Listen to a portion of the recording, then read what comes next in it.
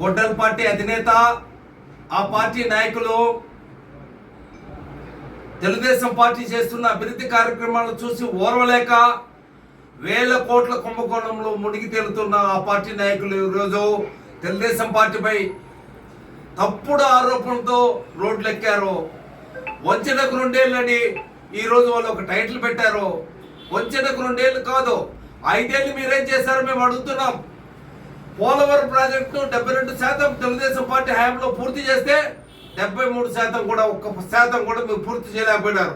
అంతేకాదు అమరావతికి అడ్రస్ లేకుండా చేయాలని చూశారు, ఒక్క బోలా పడ్డారు. ఈరోజు మీ పార్టీ నాయకులు మద్యం కుంభకోణం కానీ, ఇసుకలో కానీ, లేదా ల్యాండ్ మాఫియాలో కానీ మీరు చేయని కుంభకోణాలు లేవు. మీరు నిండుగా నిలువుగా మీరు మునిగిపోయినారు. మీరు ఆ తప్పులు కప్పిపుచ్చుకునే దానికి ఈరోజు తెలుగుదేశం పార్టీ వాగ్దానాలు నెరవేర్చలేదని చెప్పి మీరు రోడ్లు ఎక్కుతున్నారు.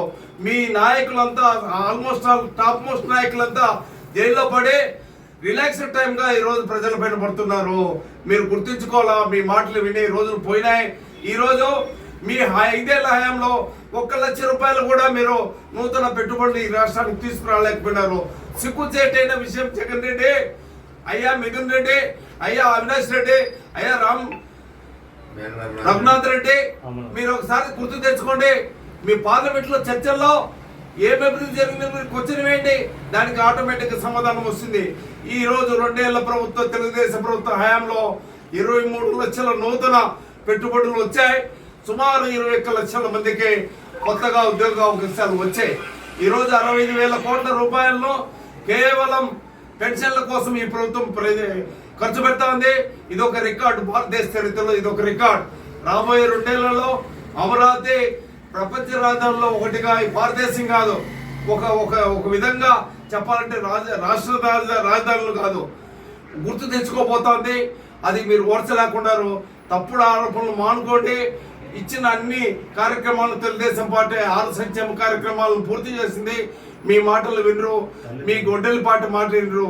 తల్లికి వందనం కింద 67 లక్షల మందికి ఈరోజు వాళ్లకు లబ్ధి చేకూరింది.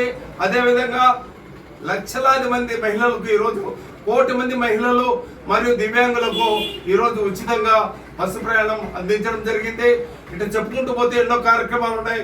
మీ నీతి లేని మాటలు ఆనుకొని ఈ రాష్ట్రానికి మేలు చేసేందుకు ఏదైనా ప్రోగ్రాం ఉంటే ఆ ప్రోగ్రాం తీసుకొని జనాలకి రాండి.